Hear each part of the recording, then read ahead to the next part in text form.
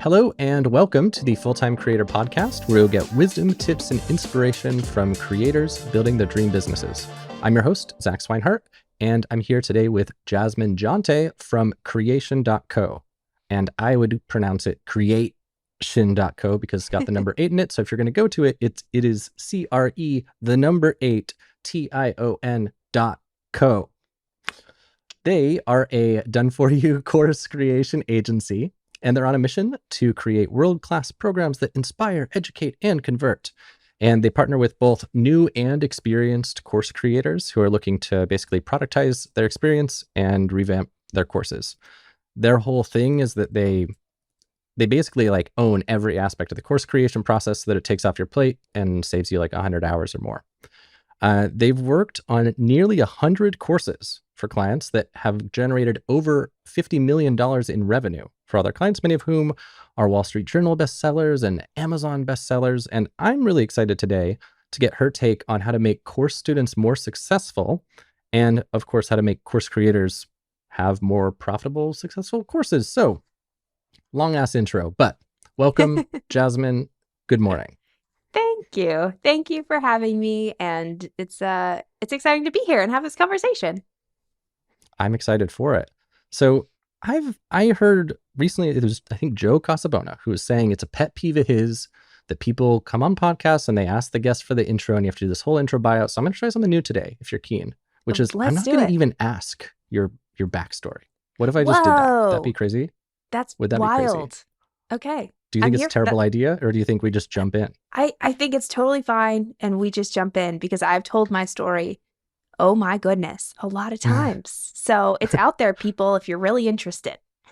Yeah, just Jasmine Jonte story, Google, you'll probably find it. So something I really liked when listening to a different interview of yours is you were talking about getting like basically this idea of the Goldilocks zone of content and how you shouldn't have too much stuff, you shouldn't have too little stuff. And as you've already learned about me from the pre-interview, I can be kind of long-winded. I like to explore all the edge cases, make sure everyone knows all the things they need to know. And so I'm kind of curious how you determine that sweet spot of content. Not too much, not too little. How do you make that determination? Yeah, we want to hit that zone where students feel really supported and not overwhelmed, like you said. And my favorite question to ask experts about this is to say, okay, so let's say there's 10 of your clients, your ideal clients, ideally that you've worked with in the past, in front of you. Is this piece of content that you're currently sharing with me, would it help at least 8 of those people? Because a lot of times, especially the more experienced you are, the more references you have, the more stories you can pull from, the more moments where you said something offhand and it completely changed someone's life or completely changed their business. And so then we start to associate that with being really important for everyone, when a lot of the times it's not. It's just, it helps that one person that one time. And so when you're thinking about your training content, your course content, the evergreen stuff that everyone's going to get access to, you want to make sure that it resonates with at least 80% of the people. Because like, can you imagine watching a program and like only 20% of it was actually relevant for you? You would never keep watching it. You'd be like, okay, this is bogus. Like, this is not for me. So it all comes back to, instead of like, what's the little juicy things that you said one time that was really important? It's like, no, what were the needle movers for most of your students? Interesting. So here's where I want to dig deep into that, because I think that that's very smart. I was nodding my head a lot. I marked a couple gems here in Fathom. But what I wonder is like my own experience as a student of courses, especially with a very kind of like step-by-step out of my comfort zone kind of course, like imagine like a marketing course or something. If I'm trying to follow the course and I feel like I can't, like let's say they're teaching you how to choose a niche or something like that, and their strategies don't work for me, I feel like I'm just kind of screwed and that I can't move past this thing or whatever. My concern as the creator is that if I don't have content for that 20% that kind of falls outside, that people will get stuck and not move through it. But then I think your point would be that if I create a bajillion lessons to catch every single edge case, it doesn't matter that they would have supported people because they're never going to get seen or something. But what is your thought on this? Yeah, I think for the person who gets stuck, like this is why we often have support outside of just the training content. That's why group coaching programs are a thing. That's why Facebook groups are a thing. That's why like there's some element of getting in touch with either the creator or the creator's team to get your questions answered. And I think it's very important how you frame the beginning of the program so that they know what's available and they know when to activate it. So a lot of times people are like, "Oh, there's a Facebook group. Use it." But they're not training their people like how to use their Facebook group, when to step in, what exercises to put make available so that other people can give them feedback. Same thing with group coaching. People are like, "Yeah, come to the Q&A calls," but like what are you bringing to the Q&A calls? Some people aren't even sure the questions to ask. And so I feel like it's very important in the beginning you can say, "Okay, here's the support that you do have and here's when to activate it." So in this instance, it's going to be like when you get stuck. Also, if you know certain lessons are challenging, then have them bringing that actual activity, that deliverable, that workbook, whatever it is, have them bring that to the Q&A call.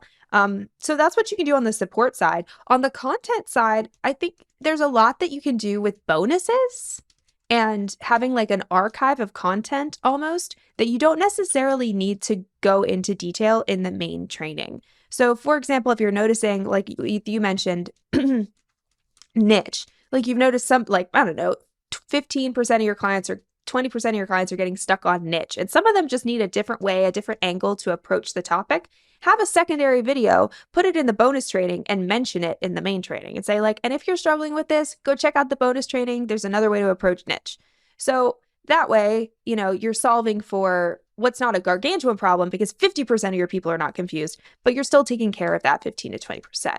So, support, content, both, whichever way you want to tackle it, that's kind of how I do it.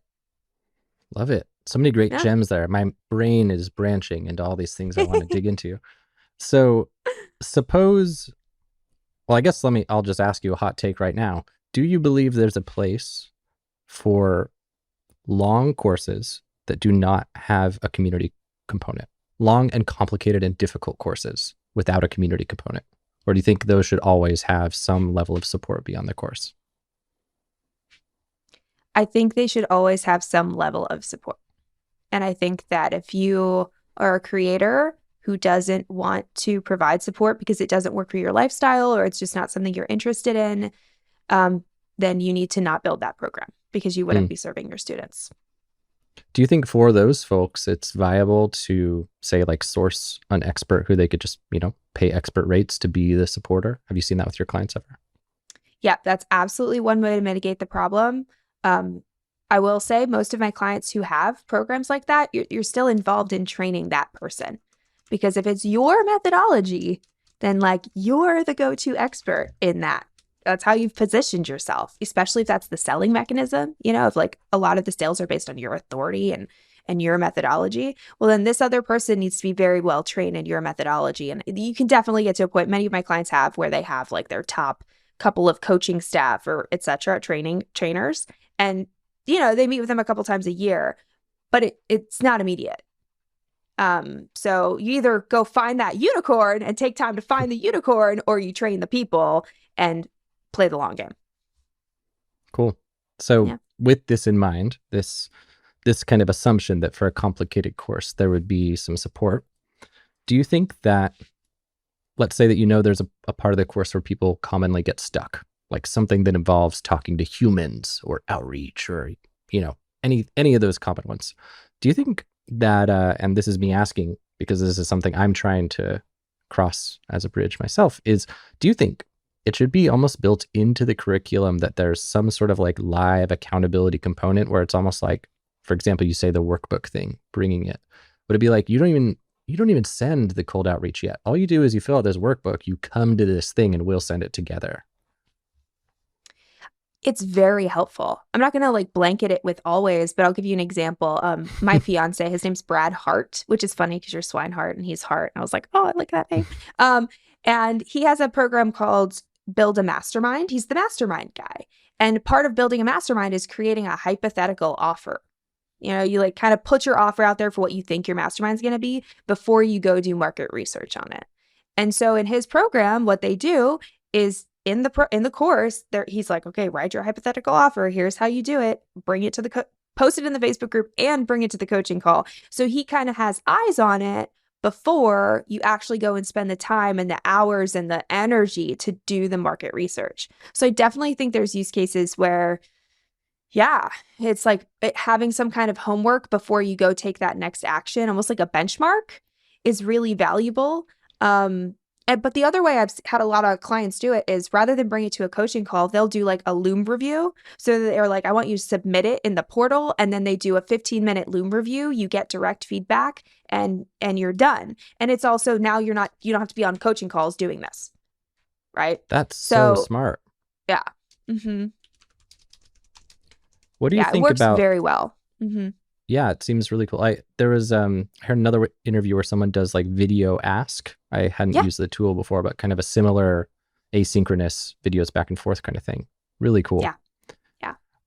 In thinking about course structure and thinking about your model for kind of getting the quick wins early, if a quick win is also associated with time out of the comfort zone, do you feel like having a restricted flow where you say, hey, you should do this Band-Aid ripping off thing before you move on, and we're not even going to let you move on until you say you've done it?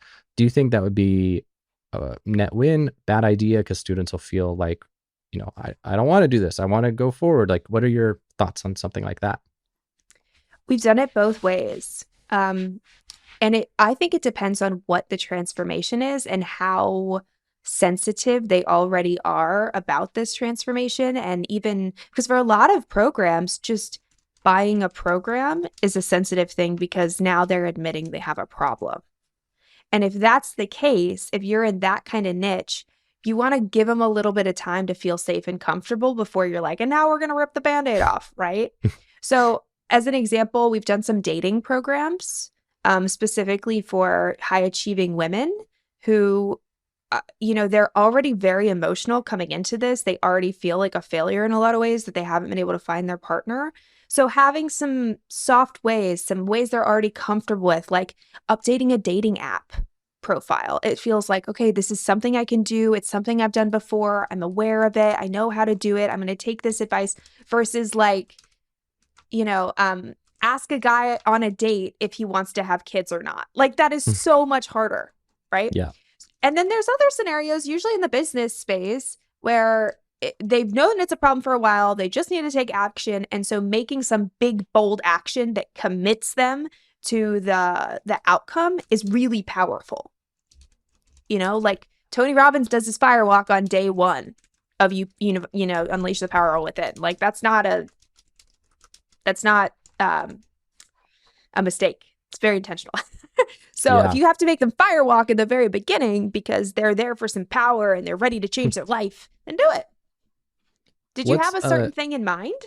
Well, I was going to ask you if, so I really like this dating course example, and I'm going to circle back to that. Can you think of one of your clients who's in this? Because basically from here, I want to do some scenarios with you for your Goldilocks stuff, your quick wins. So what's a client you have in mind whom you've done this kind of firewalk at the beginning in the business kind of niche? So there's one program we do on multifamily real estate investing. So it's investing, but it's also, it's real estate acquisition. It is a business. And the hardest thing, the most difficult thing that you have to do inside of that entire company and inside of that entire training is underwriting deals, because it's numbers, it's spreadsheets, it's nitty gritty. And I mean like way more numbers than your basic business P&L. Like it is intense. It's the hardest thing they have to do. It's also one of the most important things they have to do. And we put it at the beginning. And we position it as like, when you know how to do this, you should have complete and total confidence in talking to investors. When you know how to do this, you should have complete and total confidence that you know how to get a deal done.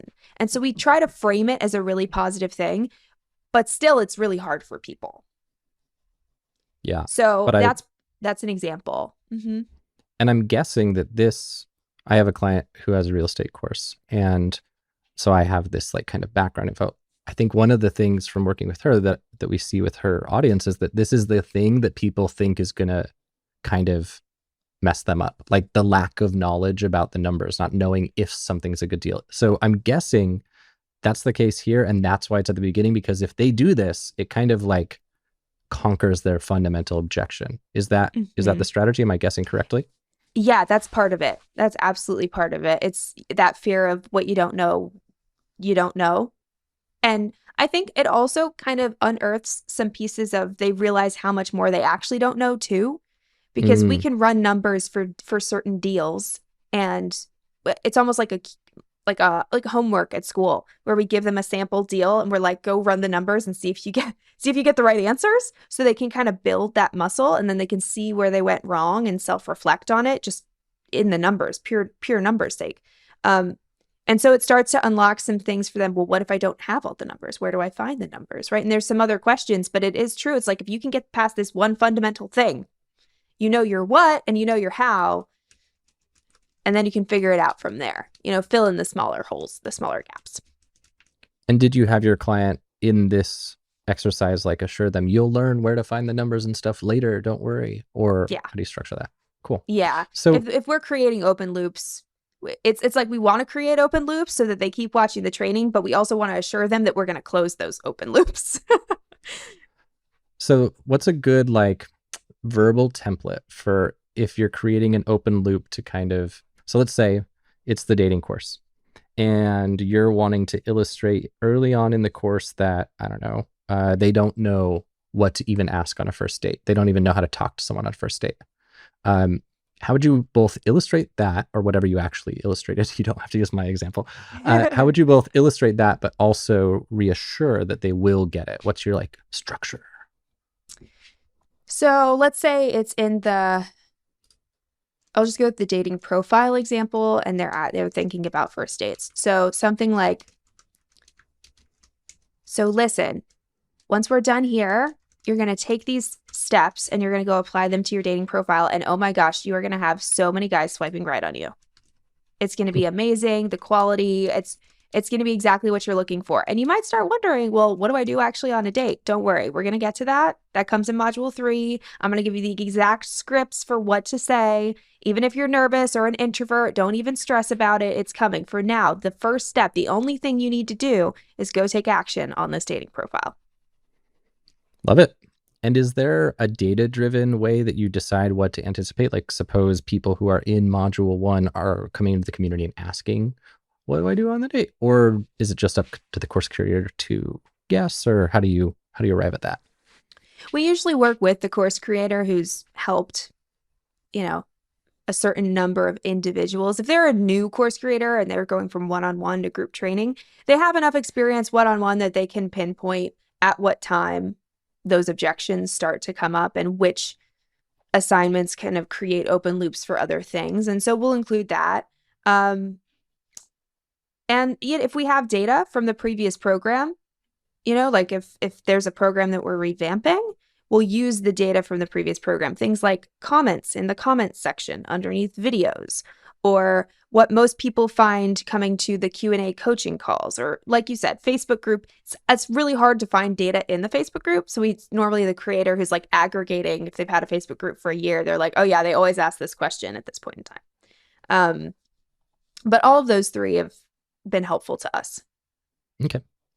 Yeah. And with your multifamily real estate course example, how you have them go through the P&L numbers at the beginning, how do you choose that as your early milestone win thingy versus, like, I don't know, having someone browse the MLS and find some good deals? Because that'd be like an exciting thing. How do you choose that versus something else? I think we had something a little more lighter and exciting before that. Usually in the welcome module, there's like 1 or 2 videos, and we give them some really quick wins, and we'll use some success stories to get them excited and do some kind of like vision setting exercise. Same thing with we did a program on acquisitions, business acquisitions, and one of the first things they did was like go on Buy Biz Sell and check out some businesses that are available for sale. So we try to do a little something like that. In the multifamily real estate program specifically, that was like the first module. That was like the first meat and potatoes module that they couldn't just skim through and move on. Okay. And yeah, it's just because when they learn that skill, so much value happens so fast and they grow so fast, and it really puts them on a trajectory for success. So I feel like I'm just like drilling you with questions back and forth. So I want you to steer this. But basically, what I'm trying to do is like reverse engineer your process. And I know that you talk about how it's important to reverse engineer your goals for the transformation. And that's how you kind of decide what needs to be done when. Maybe you could tell us a little bit about that process that you follow. Um, say more. Okay. So you, in a different interview, said something like you basically ask yourself what kind of transformation you want your student to go through and what exactly they need to be taught in order to make that transformation. And then you kind of structure your content around getting the transformation. But I might be misquoting you. Is this a thing you believe? That is a thing I believe. That is a thing I believe. Yeah, it's kind of like our architect process is what I call that part. And it's where we develop the framework and the course outline. And the framework is your unique methodology, but just in visual format. And then your outline is, your outline, what goes inside of your training. And the outline is when most people feel the most excited and they feel the most relieved because it's like, oh, I can see it. I know what goes in this thing. And I start by mapping out what are the milestones they need to hit based on the modules. And usually every module has some kind of joining. It's like a process within a process, if you will, especially if it's a bigger program. And then we take those modules and we break them down into smaller lessons, which are, 7 to 15 minutes, depending on the audience, with specific action steps. And so it is this huge reverse engineering process, kind of like project management, like I'm doing a wedding right now. I'm planning a wedding. It's like, okay, here's the wedding. Here's the big things. And then you just chunk it down smaller and smaller. Okay, the next layer is like, I found the food person. The next layer is what frickin' fork they want us to use. Like, it's crazy the number of details. So I think, when it comes to courses, it's exactly the same thing. You're just taking that big idea and you're just chunking it down really small into bite-sized steps that we can visualize people taking. Yeah. Here's where I get stuck, though. Here's where, from learning about your methodology and just kind of thinking lately based on where I see students struggling and stuff, I think that I could improve. To me, when I am working on a big project and dissecting it into small chunks, my personal approach is that I'll essentially establish a really strong foundation first, and then I build on top of that. And I structure my courses kind of similarly.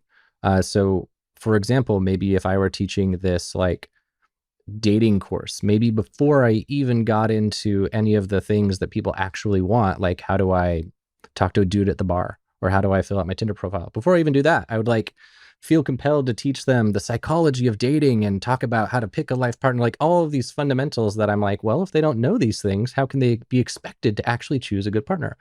And I think this is wrong. I think that the vibe I'm getting is that it would be much better to just say, how can we get momentum ASAP? How can we get wins ASAP? But my fear is that if I don't teach those fundamentals, somebody might get the win. They might get the momentum, but it's built on a kind of wobbly foundation, and they get some like Achilles arrow through their shin kind of thing down the line because they didn't have it. What do you think about this whole spiel? Yeah, it's a really good reflection. I agree that momentum is the number one thing. Momentum, momentum, momentum. What I find is that if you do this well inside programs, they go from having to force and push their way through the content to being compelled to completion.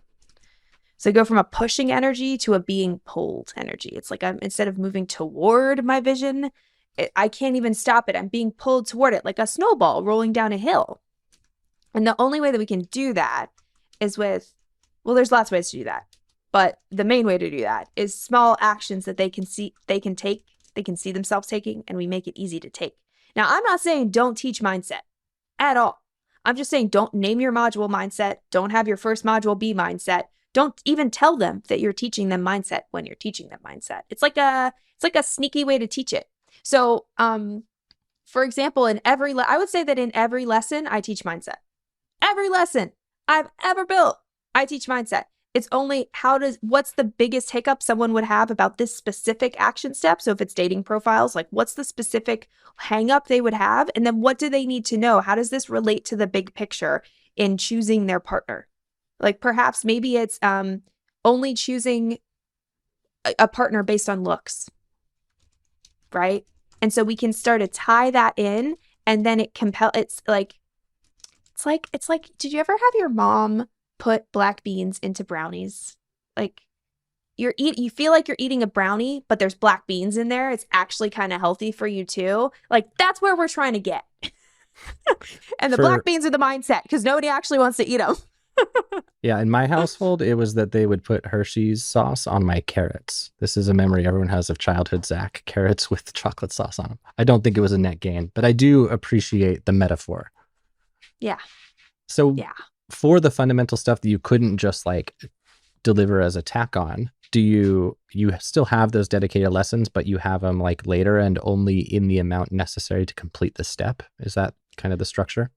Yeah, I mean, I sync it directly inside of lessons. In none of my programs will you see a lesson called mindset. I don't do it. But you might see there's a mindset concept, a bite-sized mindset principle inside of almost every single lesson. And what about something like, say, business fundamentals, where it's like if someone doesn't know anything about business, they kind of need to know this stuff, but people who would already know it could move past it. Is that also something you just kind of trickle in when necessary versus having dedicated lessons? Give me an example of a business fundamental specifically. So let's say that you're teaching a course about how to start an agency, helping people build out their courses. If somebody is starting their first agency, they might not even know about like the concept of value. They might not even know about like profit margins and markups. And so in order for you to teach them how to, create profitable projects, you have to teach them like, yo, by the way, you should be value forward and aim to help your clients. I guess that's a mindset thing. But maybe they need to understand how to calculate good profit margins, what agencies should target as the markup on their team rates, like things like that they're kind of business fundamentals that a lot of people wouldn't need. Maybe that's the 80% question that you mentioned. But yeah, I'm curious, do you trickle those as a tack on, or do you have a dedicated thing and you mark it as skippable? There is one lesson we do in every program called How to Get the Most Out of This Program. And in there, I will often bake in like the biggie mindsets that I see most people struggle with. So in this course, if we're using your example, people don't know about value, I would say something like, my most successful students think that value first is the best, most effective way to grow a business. And then I'd kind of elaborate on it. So it's framed as, here's how you're going to get your money's worth in this program. And there's some mindset pieces. And then there's logistical pieces too. Like, first example, I want you to binge the whole thing and then come back and start to execute. That's an example of way to take a program versus I want you to don't pass go, do not collect $200, do every single action before you move on, right? So that's one way to like I put the biggies in there. But it's still only like a 15-minute lesson, The other things like profit margin or sales fundamentals or things like that, I would probably put in the sales module. And I'd probably bake it into like, okay, well, we have to do your your agency margin spreadsheet. That's a terrible name. I wouldn't call it. It's called something better. But you see what I'm saying? And then I would kind of rolling into that exercise, I would talk about where most agency owners go wrong with their margin, and they think that 20% is enough or like whatever it is. So does that answer your question? Yeah, I think it's great. Okay. So as I understand it, if I go to creation.co, I can hire you for like a course audit. Yeah. Mm-hmm. So from your course audits for clients, what do you think would you say the biggest things are that you catch in the audits that you recommend changing? Yeah, when I do audits, I typically do good, better, and best and options for how they can improve their program. The good options have nothing to do with the videos, have nothing to do with refilming, recreating stuff. It's usually user experience elements inside the portal. So, for example, I audited one recently and it was just videos. There was no workbooks, no handouts, there was nothing that would help a visual learner understand this. Very, very easy way to super increase the value. Similarly, there's been other programs that are all written or they're, all downloadable worksheets, but there's no audio. So doing something with, you can use AI, you can take the written audios, you can turn them into voice, and you can put them in a private podcast feed. Now you just let people consume on the go. Huge, huge lift. So most people think like, oh my gosh, I have to recut everything and I have to go back to the bare basics and the bones of this program. And it's just not true. Usually it's not as bad as you think it is. Sometimes it is, but not usually. So that's the good. And then the better is like, okay, well, let's take the stuck points, let's use the data, let's see where people are struggling, and let's take those videos and recut them to be even better. Let's rewrite them. And then the last is the best option is typically completely going down to the studs and just rebirthing this thing, with new eyes. And we'll do that, especially if a program hasn't been updated in like 5 to 10 years. I mean, there was even one program who we did recently and they filmed it in the 90s. And we were like, okay, we're gonna, completely revamp this one. We are going to shoot it on a digital camera. Yes. It's not going to be CDs that get shipped out anymore. So before we go, are there any things you wish I had asked you that you'd love to share? Like any rapid fire tips or anything you wish I asked? Let's ask that. I think that at the end of the day, I have a job. I have a company because business people, coaches, consultants, entrepreneurs are really good at coaching and consulting and building businesses, but they're not teachers. And I think it's, I find people running into the most problems with their programs when they think that they are. When in fact, like teaching is a skill, just like copywriting is a skill and sales is a skill. And I just think it's really important for entrepreneurs to know that if you're not good at teaching, it's okay. You haven't trained in this. And you don't have to be, because there's people like me who can do it for you. And if you want to get better at it, you absolutely can. And you can train for that skill too. So I think that's really important because I see a lot of entrepreneurs either they really don't care about their products so much, and then we don't tend to get along because they don't really care about their students. And then there's others who care so much, and it's really heartbreaking for them. And so I want those people to know, like, it's okay. It's going to be okay. You're going to get better at it, and consult with experts to get better at it faster. Yeah, and I think that the thing that seems so cool about working with you, more so to me, because I have a team to handle production, more so than take the production on my plate, it's the strategic partner who I can talk to and get like an objective opinion from someone who's still an expert and have feedback like, oh no, Zach, maybe you don't need 14 lessons about the business fundamentals and teaching people about margins before you have them get a win. Maybe you don't need this stuff. How can we engineer a course not that teaches every single possible edge case, but instead that gets people wins? And having you there to collaboratively do this and just get them out of my own head, I bet that's something. I don't want to speak on behalf of your clients, but I imagine that's one of the things people get the most value out of. Mm-hmm. Yeah, they get so much clarity so fast. And also they get clarity on the next offers that they're sending people into. Because I care about your students, but I also care about your business. And like, I want a student to come into this program that we're building and immediately be pre-enrolled into whatever you're launching next. Or nice. Immediately cross-sell or affiliate sell or whatever it is. So it's like student results and also business results. Really important, that we have both of them. So when you work with clients, you basically help with the program itself and then help with the strategic flow and kind of conversion angle to make sure that people have something else to buy and flow nicely into it and stuff like that. Yes, absolutely. Cool. So as I understand it, there is, let me find the little link here. There's some sort of binge-worthy guide. Let's see if I can find the exact name. Scroll through my notes. It's how to make your program as binge-worthy as Netflix. There we go. And I think you said it is at creation.co, which is creation.co/Netflix. Is that right? Yes. Yes, Okay, that's so correct. CRE8tion.co/Netflix. And it sounds like it basically this guide helps you create a program that gets students results, gets people going through the program, and gets them enjoying going through the program. Yeah.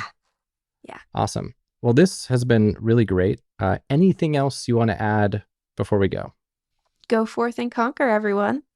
Awesome. And add lots of value along the way. Cool. All right. Well, thank you so much, Jasmine. Okay. Yep. So for everybody here, thank you so much. And see you, Jasmine. Bye. What a great episode, eh? Here are my top 3 favorite takeaways from the episode. Number 1, aim for the Goldilocks amount of content in your courses. Basically, don't aim to teach more and have more content, aim to teach less. Ask yourself, what do 80% of your students need to know in order to get the transformation or get the result, and teach only that. Everything else can be accounted for in bonus videos or live community support, or however you want to give extra support to your students. Takeaway number 2, momentum is the number 1 most important thing for your students to be successful. Don't aim to teach everything needed in advance. Instead, aim to get an early win as soon as you freaking can. Because if you get students an early win, they'll be pulled through the course rather than feeling like they have to push and push and push and push to work through it. Takeaway number 3, for challenging milestones, consider implementing structured live or asynchronous support.